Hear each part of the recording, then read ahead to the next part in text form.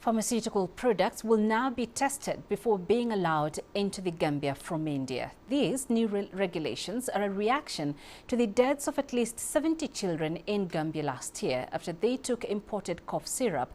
Investigations by the World Health Organization revealed that the medicines contained lethal toxins and were not fit for human consumption. Doctors said the children died of kidney injuries linked to the medication. The government now says that from the beginning of next month, all shipments from India will have to be inspected and tested. India's $42 billion pharmaceutical industry accounts for nearly half the drugs used in Africa.